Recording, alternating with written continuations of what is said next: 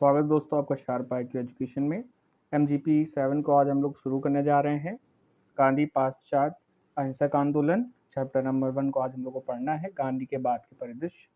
आइए शुरू करते हैं इसको। अगर आपने चैनल सब्सक्राइब ना किया हो तो उसको सब्सक्राइब कर लीजिएगा। साथ ही साथ हमारे Telegram channel sharp IQ education उसको भी ज्वाइन कर लीजिए। और आप हमारे साथ टेलीग्राम के साथ साथ इंस्टाग्राम और ट्विटर पर भी जुड़ सकते हैं। तो इसमें क्वेश्चन पूछा गया है, महात्मा गांधी के दृष्टिकोण से नेहरू के दृष्टिकोण में क्या अंतर है। तो अब इस चैप्टर में हमको मेनली गांधी के बाद के जो परिदृश्य आए हैं यानी भारत में, इसको हम लोग को समझना है। तो आइए समझते हैं कि दोनों के विचारधाराओं में क्या अंतर थे। यद्यपि महात्मा गांधी और जवाहरलाल नेहरू दोनों ने स्वतंत्रता आंदोलन में साथ साथ नेतृत्व किया था, परंतु दोनों के दृष्टिकोण में अंतर था। इसी अंतर को आइए समझते हैं। पहला समझते हैं महात्मा गांधी का दृष्टिकोण। तो गांधी जी का भारत की अवधारणा ऐसे भारत को व्यक्त करता है जो ग्रामों का देश हो, यानी जो गांधी जी की अवधारणा थी वो भारत को कुछ इस तरह से व्यक्त करती है कि भारत कैसा देश हो, ग्रामों का देश हो, यानी यहाँ के गांव संपन्न हो। वे देशी संस्कृति और सभ्यता के संरक्षक थे, लोकतांत्रिक राजनीतिक जीवन तथा संबंधों के न्यूनतम नियंत्रण पर बल देते थे। वे अर्थव्यवस्था के विकेंद्रीकरण के पक्षधर थे और भारत में कुटीर उद्योग का विस्तार करना चाहते थे। तो आपने ज़्यादातर देखा होगा कि जो गांधी जी थे वो कुटीर उद्योग के बहुत ही ज़्यादा बल देते थे और साथ ही साथ वह खुद सूत काटते थे चरखी द्वारा, और वह कुटीर उद्योग पे बहुत ज़्यादा बल देते थे। वे संस्कृति और सभ्यता जो भारत की रही है उसके संरक्षक थे, और वो लोकतांत्रिक राजनीतिक जीवन और संबंधों में जो है वो न्यूनतम नियंत्रण पर बल देते थे। गांधी जी ग्राम को आर्थिक गतिविधियों की प्राथमिक इकाई बनाना चाहते थे, यानी कि जो ग्राम के कार्य हैं वो कैसे हों कि आर्थिक गतिविधि के प्राथमिक इकाई के रूप में उसको लाना चाहते थे, और स्थानीय कार्यों के लोकतांत्रिक और राजनीतिक प्रबंध के लिए तैयार करना चाहते थे। जो स्थानीय कार्य हैं उसको लोकतांत्रिक और जो राजनीतिक प्रबंधन है उसके लिए वह तैयार करना चाहते थे, यानी किसी भी रूप पर उसमें कोई दिक्कत ना आए, लोग अपने ही रोजगार पे अपने ऊपर ही बेस्ड हों, इस चीज़ को वो बल देना चाहते थे। और कोई भी राजनीति और उसके कारण वह इन्फ्लुएंस ना हो, प्रभावित ना हो। वे आर्थिक न्यूनीकरण और पूर्ण विकेंद्रीकरण पर जोर देते थे ताकि सामान्य लोग भी इसमें भाग ले सके और अपनी उन्नति कर सके। वे बड़े पैमाने पर औद्योगिकरण और राज्य की भूमिका के खिलाफ थे। तो औद्योगिकरण के खिलाफ गांधी जी शुरू से ही उसके खिलाफ रहे हैं। वे औद्योगिकरण के घोर विरोधी थे। गांधी जी पश्चिमी सभ्यता के उपभोक्तावादी के खिलाफ थे और उसकी निंदा करते थे। वे भारत में राजनीतिक और आर्थिक प्रतिस्पर्धों को पसंद नहीं करते थे। इसके विरुद्ध वे सहकारिता पर बल देते थे। तो जो राजनीतिक और आर्थिक प्रतिस्पर्धा है वो इसके पक्षधर नहीं थे, वे इसको पसंद नहीं करते थे। वे ग्राम समुदाय के लोगों के पर ज़्यादा बल देते थे तथा कुटीर उद्योग जो है उस पर ज़्यादा बल देते थे। आइए वहीं नेहरू जी के दृष्टिकोण को समझते हैं। नेहरू जी का दृष्टिकोण महात्मा गांधी के दृष्टिकोण से सर्वत्र भिन्न था। प्रधानमंत्री बनने के पश्चात उन्होंने योजना के साथ वायदे का घोषणा किया, यानी कई सारी योजनाएं लाई। वे बड़े पैमाने पर योजनाओं के द्वारा भारत की विकास करना चाहते थे। ये योजनाएं बहुउद्देशीय योजनाएं होती थी जिनसे भारत के अनेक क्षेत्र में विकास संभव था। तो अभी आपने देखा होगा कि पंचवर्षीय योजना आई जिसने भारत में अलग अलग औद्योगिक का निर्माण करके भारत का विकास किया। इसके द्वारा भारत में औद्योगिक सभ्यता को लाया गया। गांधी जी ऐसे सभ्यता के विरुद्ध थे। तो जहाँ नेहरू जी औद्योगिकरण के पक्षधर थे वहीं गांधी जी इसके विरोधी थे। ये एक बहुत ही बड़ा डिफरेंस दोनों की विचारधाराओं में है। वे तो भारत के बुनियादी ढांचे में सुधार लाना चाहते थे, परंतु ब्रिटिश शासन के चलते वे ऐसा करने में पूर्णतः सफल नहीं हो पाए थे। तो जो गांधी जी थे जो बुनियादी यानी जो बेसिक स्ट्रक्चर है भारत का उस पर फोकस करना चाहते थे, उसको बल देना चाहते थे, यानी जो बेसिक स्ट्रक्चर यानी कि जो कृषि है, कुटीर उद्योग है, लघु उद्योग है, तो उस पर वह बल देना चाहते, लेकिन जो ब्रिटिश शासन के चलते वह ऐसा करने में पूर्णतः सफल नहीं हो पाए।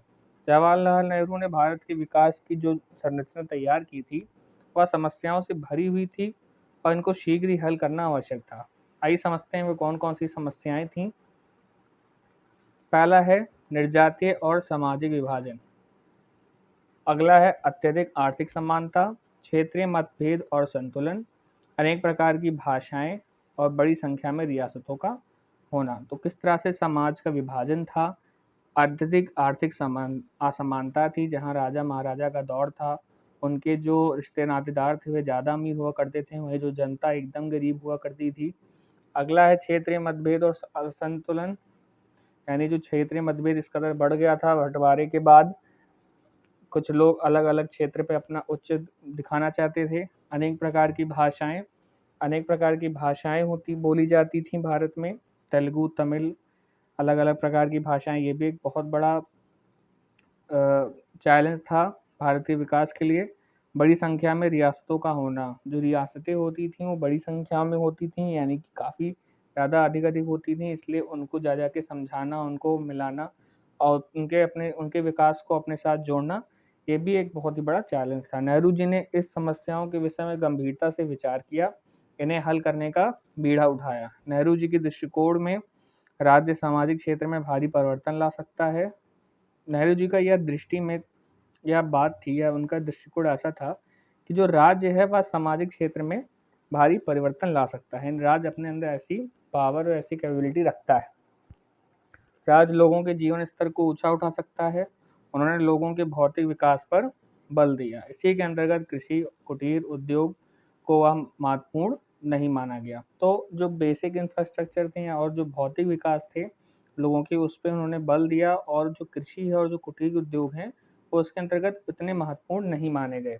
इसके लिए नियोजित आर्थिक विकास को स्वीकार किया गया, यानी कि एक नियोजित यानी एक प्लानिंग प्लॉटिंग के साथ आर्थिक विकास करना, इसको स्वीकार किया गया। उन्होंने उत्पादनकारी उद्योग में प्रौद्योगिकी के प्रयोग को बढ़ावा दिया, यानी कि नई नई जो टेक्नोलॉजी है वह उद्योग उसका यूज़ करके ज़्यादा से ज़्यादा उत्पादन करे, ताकि इतनी ज़्यादा मात्रा में जो जनसंख्या है उसका फुलफिल हो सके, जो भी रिक्वायरमेंट और जो भी नीड थी।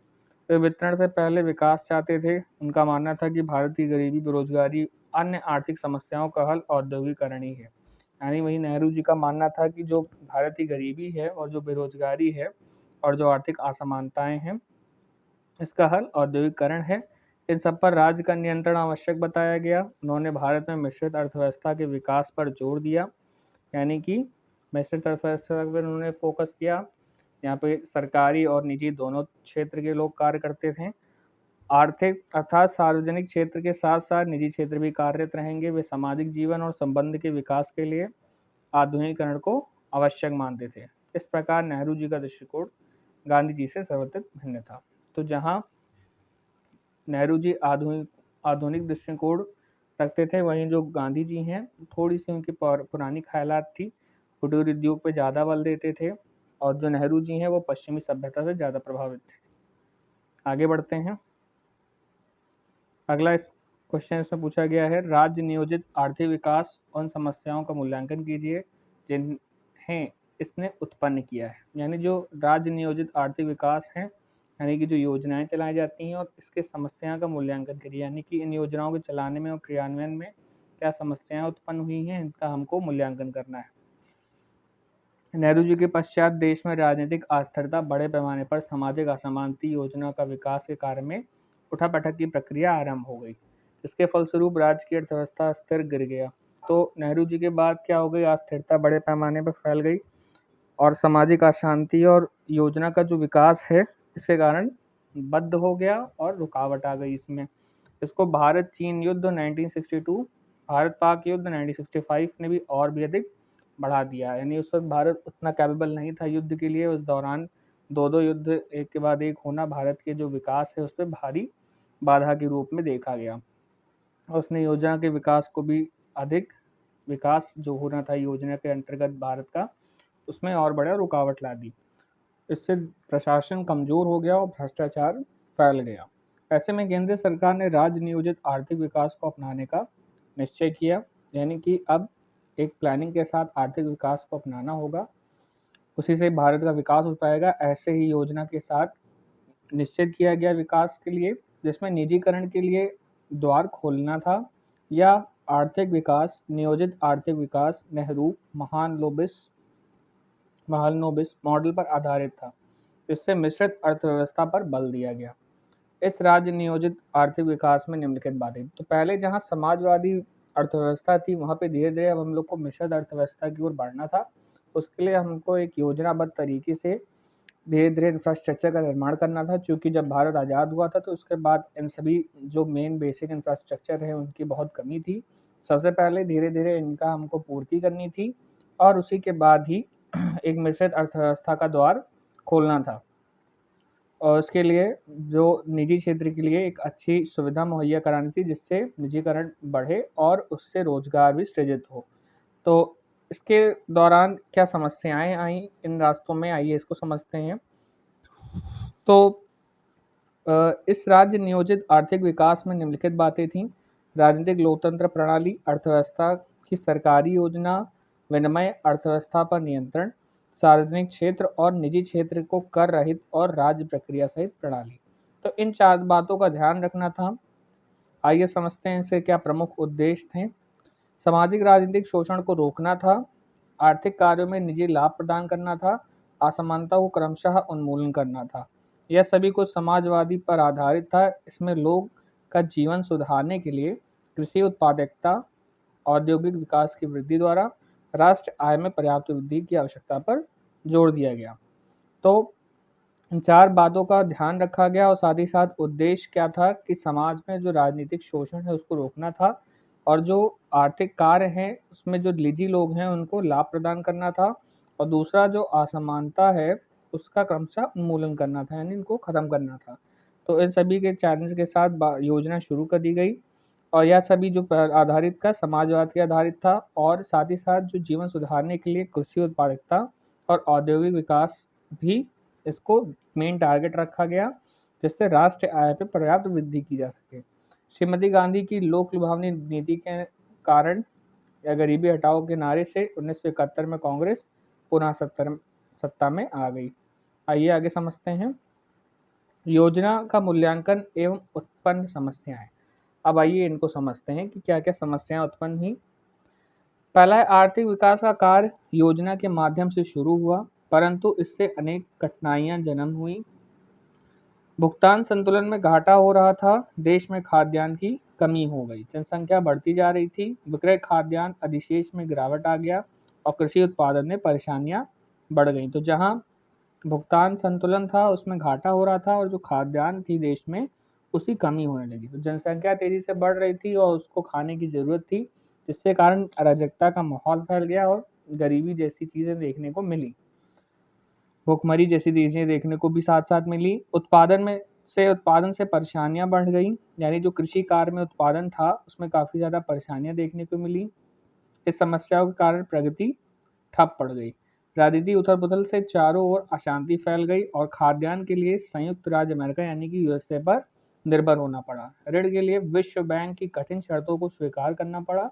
इसमें अनेक नीतियों का पैकेज था और उसको एक समृद्धि की आशा से देखा गया। तो इस तरह हालत बिगड़ गई कि खाद्यान्न की कमी हो गई और वहीं जो कृषि कार्य के जो उत्पादन है उसमें परेशानियां आने लगी।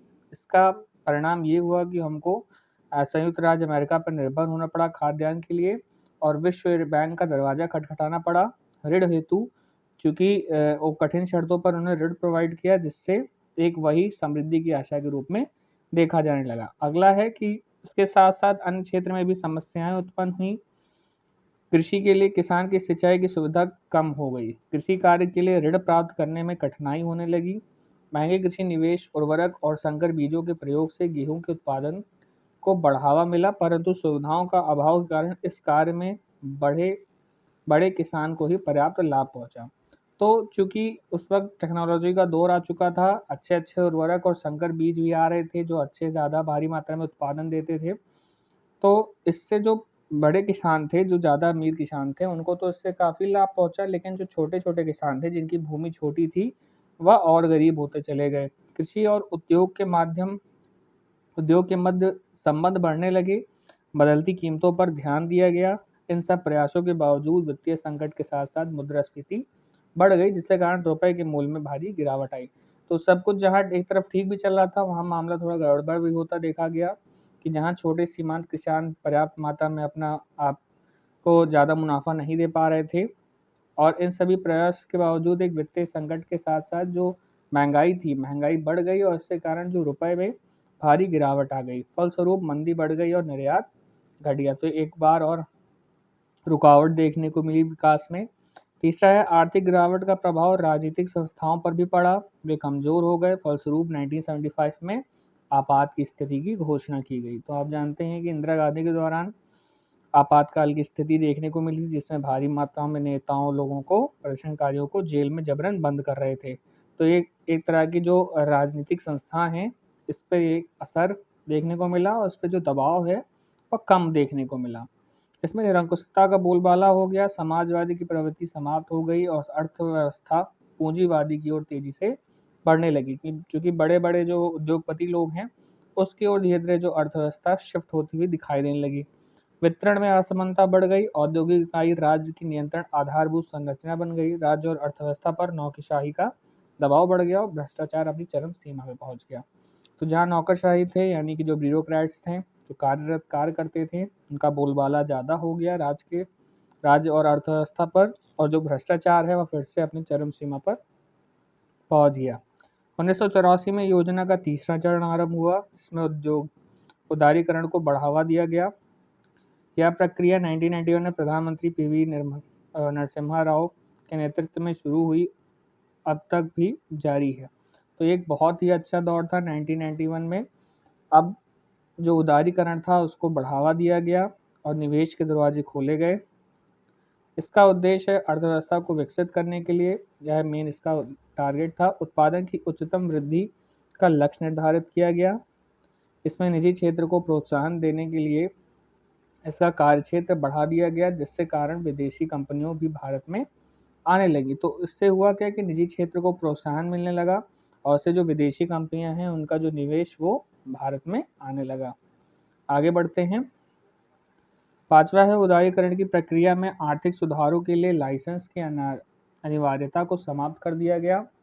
तो जो उदारीकरण की प्रक्रिया उसमें जो आर्थिक सुधार हैं, इसके जो लाइसेंस जरूरी होते थे कोई भी निजी कार्य खोलने के लिए, उसकी अनिवार्यता को समाप्त कर दिया गया या कुछ ही सीमित कर दिया गया, बहुत ही कम।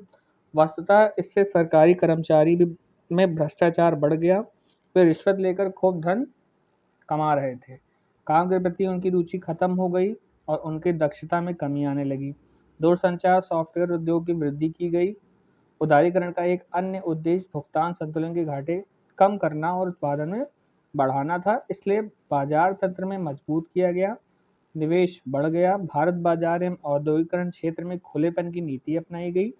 निम्नलिखित कार्यों से इसका आरंभ किया गया, यानी कि अब एक आशा की लहर देखने को मिलने लगी और भारत अपना धीरे धीरे पटरी पर लौटने लगा। सरकारी नियंत्रण में ढील दी गई या इसमें समाप्त कर दिया गया ताकि निजी क्षेत्र को अधिक बढ़ावा मिल सके। कुल मिला के जो मेन टारगेट था वो निजी क्षेत्र को प्रोत्साहन करना था। इस क्षेत्र में प्रतिस्पर्धा बढ़ाई गई, सार्वजनिक क्षेत्र में सुधार की प्रक्रिया अपनाई गई, व्यापारिक परिस्थितियों को अनुकूल बनाने के लिए वित्तीय नीति में संशोधन किया गया, उच्च प्रौद्योगिकी अपनाकर उद्योग के आधुनिकीकरण की योजना बनाई गई। इन नीतियों को जोर शोर से लागू किया गया, परंतु 1991 में भुगतान शेष का संकट मुंह खोलकर खड़ा हो गया। ऐसे में सरकार घरेलू निवेश और अंतर्राष्ट्रीय व्यापार की नीतियों को बदलना अनिवार्य हो गया। तो एक और संकट देखने को मिला भुगतान शेष का, जिसके कारण सरकार जो घरेलू निवेश और अंतर्राष्ट्रीय व्यापार की नीतियां हैं इनको बदलना अनिवार्य हो गया।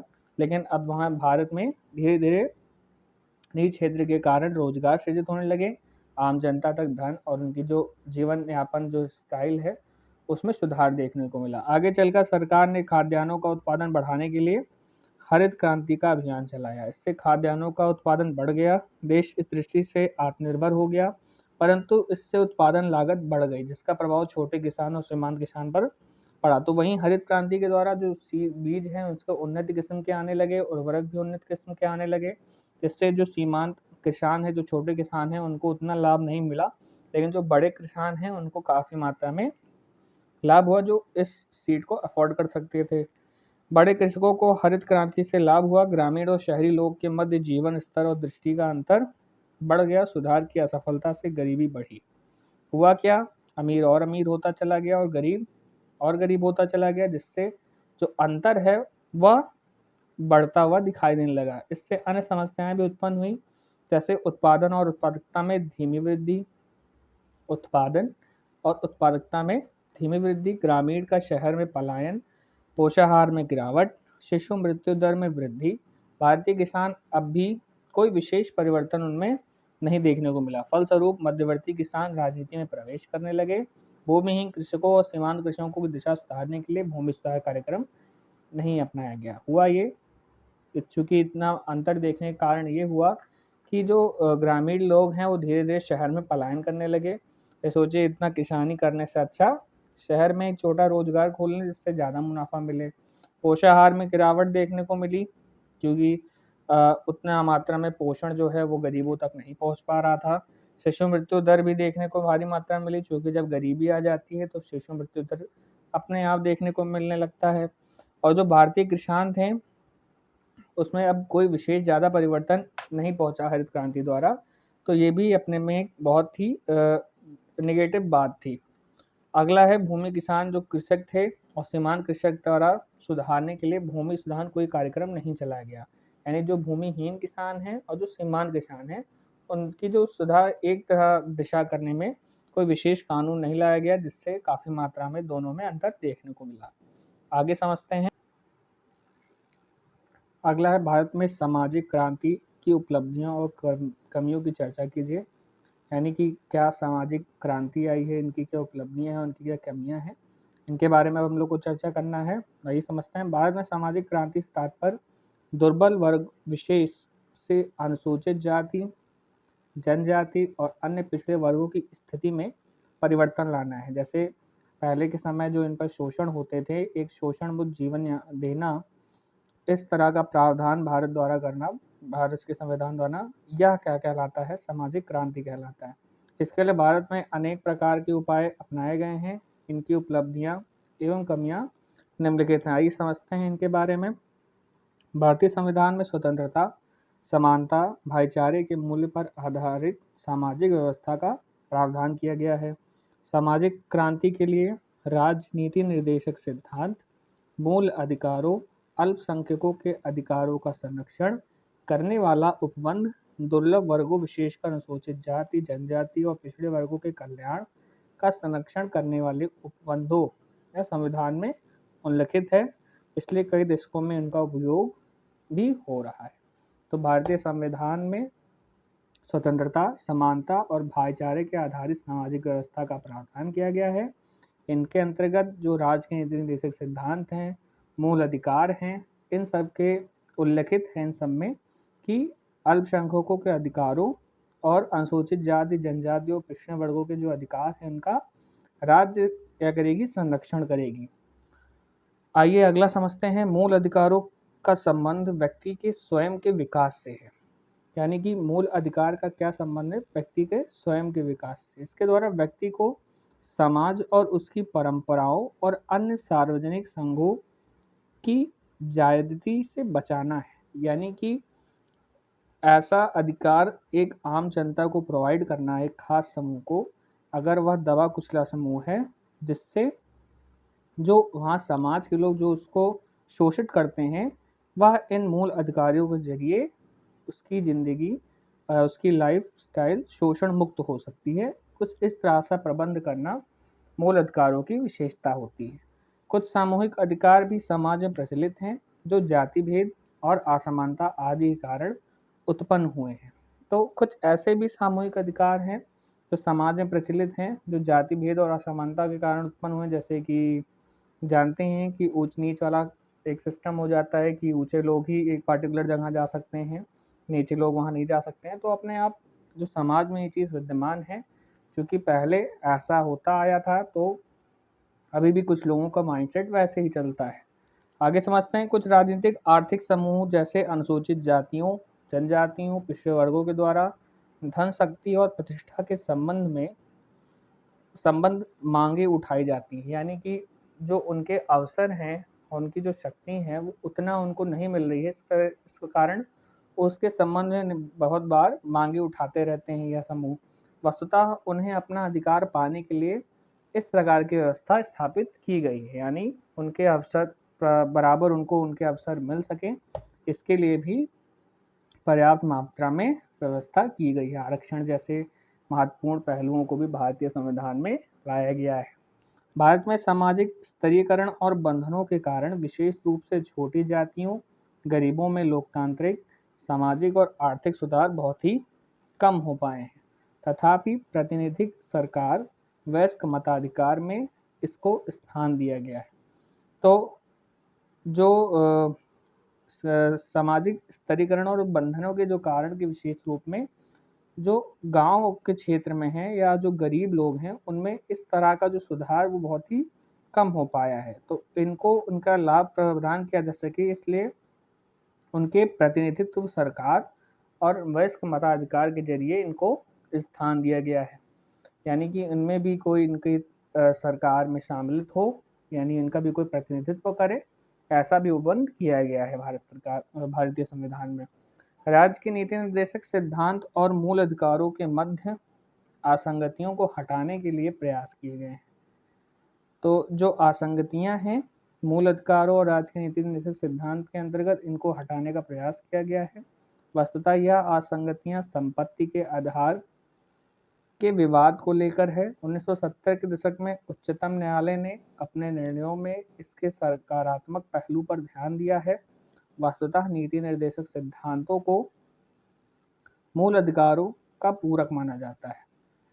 उच्च न्यायालय के अनुसार लोगों द्वारा मूल अधिकार का प्रयोग निर्देशक तत्वों के क्रियान्वयन में महत्व बना। मतलब अब देखिए समझिए, मूल अधिकार तो आपने लिख दिया संविधान में, लेकिन उसका क्रियान्वयन कौन करेगा?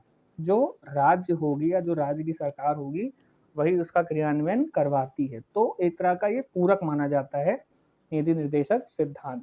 और जो संपत्ति के आधार को लेकर जो एक विवाद था या जो असंगति थी, इसको पहले मूल अधिकार में शामिल किया गया था, फिर उसके बाद 44वें संविधान संशोधन में इसको हटा लिया गया था। तो यही कारण रहा है। एक बार कौन सा संशोधन था उसको आप चेक कर लीजिएगा। तो यही अधिकार रहा है, यही कारण रहा है कि जो असंगतियां थीं दोनों में उनको दूर करके एक अच्छा जीवन यापन निम्न वर्गों को भी मिले, इस पर बल दिया गया है। आइए आगे समझते हैं। संविधान में सामूहिक अधिकारों की व्यवस्था की गई है। ये ऐसे भारतीय समुदायों के लिए हैं जो बहिष्कृत या हाशिए पर हैं। तो जो संविधान है उसमें सामूहिक अधिकारों की व्यवस्था की गई है। तो ऐसे जो जाति जनजातियां हैं या ऐसे समुदाय हैं जो बहिष्कृत कर दी गई हैं समाज से या जो खत्म होने के कगार पर हैं, उनको संरक्षण मिल सके। इन सामाजिक समूहों की प्राथमिकता के आधार पर व्यवहार करना आवश्यक है। समाज के कमजोर वर्ग, विशेष रूप से अनुसूचित जाति, जनजाति, पिछड़े वर्ग का शैक्षिक और आर्थिक आधार मजबूत करना जरूरी है। इसका उल्लेख संविधान की प्रस्तावना, राज्य के नीतिक सिद्धांत दोनों में मिलता है, जो कि निम्नलिखित है। आइए समझते हैं किन किन अनुच्छेदों द्वारा इनको संरक्षण प्रदान किया जाता है।